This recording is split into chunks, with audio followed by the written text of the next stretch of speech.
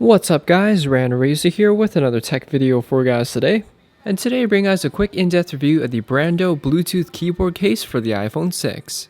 So of course, without further ado, let's slice this open, see what we get, try it out on the iPhone, and give you guys my full in-depth review.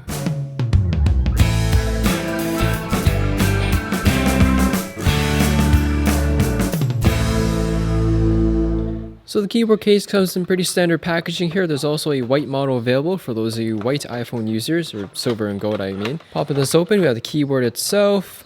Looks like we also have a micro USB to USB charging cable, since the keyboard does have a built-in lithium battery.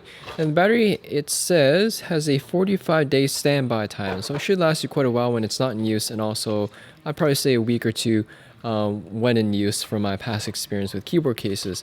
And of course an instruction manual as well. So taking a closer look at the keyboard case itself, it is a slide-out keyboard, so it does tuck in underneath here. It's actually not that thick as I initially thought, especially since the iPhone 6 is thin, so it kind of helps keep or minimize the thickness of the case here. And of course, the case itself is just a standard piece of plastic where your phone snaps in, which I'll show you guys very soon.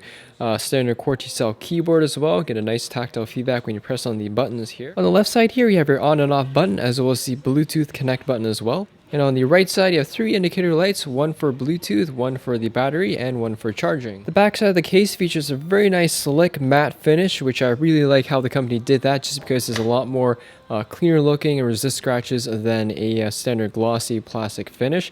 Also gives you a bit of grip as well, since it has a rubberized coating. The keys themselves are a matte finish as well, and you have a glossy black border that kind of surrounds the background of the keyboard here, in addition to the chrome bezel that surrounds it to give it that extra flair. Alright, so let's put the iPhone 6 here. As always, I recommend grabbing a cloth, wiping off any dust and debris off the iPhone and the case itself. This is a snap-on style case, so you just go button side first. Slides right in like so. And of course, this is your end result. This is what the black iPhone looks like with the black keyboard case, and as I mentioned earlier, there is a white model as well. To pair the keyboard to the iPhone is very simple. It uses Bluetooth technology, which pretty much all iPhones have. All to do is fire up the keyboard here, click the connect button on the top here. Ignore that for now, and of course turn on Bluetooth on your phone.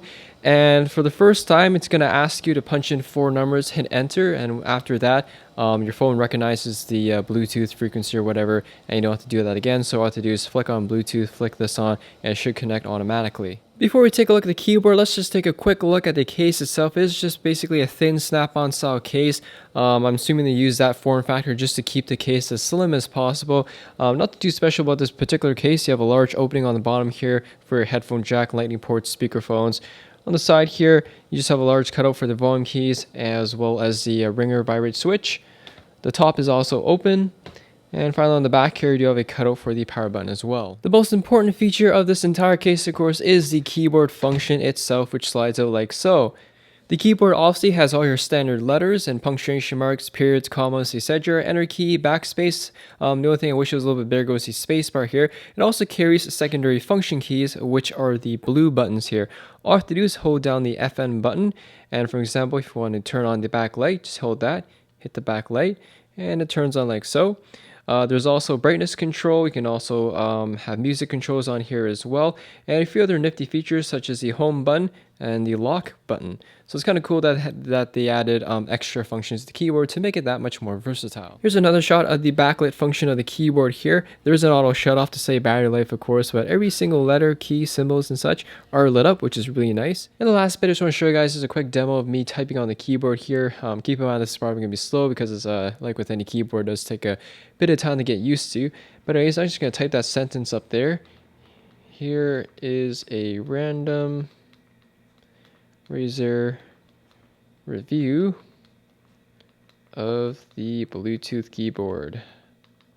So obviously I'm not the fastest person on this keyboard here, but nonetheless, one thing I can say is I do like having the actual feel of each individual key and the tactile feedback when you press the key, knowing that you actually did press it. Unlike a touchscreen keyboard where you can't feel the keys, nor can you feel tactile feedback because it's just a flat touchscreen. One thing you guys probably notice is that the touchscreen keyboard doesn't appear when the Bluetooth keyboard is hooked up with the iPhone, and that's of course a good thing. You have more screen real estate, or basically the entire screen to work with, so you can view more lines, more text, more emails, view a web page at its full height, And if for some reason you want the touchscreen keyboard, you can hit the secondary function here and hit the spacebar and it pops up. And as you guys can see, the touchscreen keyboard does take up quite a bit of space, pretty much half the space of the screen actually. So there are some advantages with not just having a physical keyboard, but also having more screen real estate as well. Overall guys, my first impressions on the Bluetooth wireless keyboard here is very positive.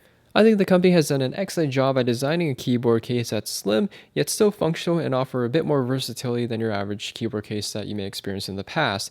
And because of the slim form factor of both the case as well as the keyboard portion, it flows nicely with the iPhone 6 design, making it a lot more kind of seamless look. In terms of cons or things I don't like about the keyboard case, the only thing I'd say is the spacebar here could be a little bit bigger. As you guys can see, it's kind of squished in there, and because it's a long style keyboard, I kind of have to move my thumb all the way over here to over here, which doesn't seem like a big deal, but when you start using it, you kind of realize it'll be a little bit more convenient to have your thumb move less distance over here if the spacebar was a little bit longer.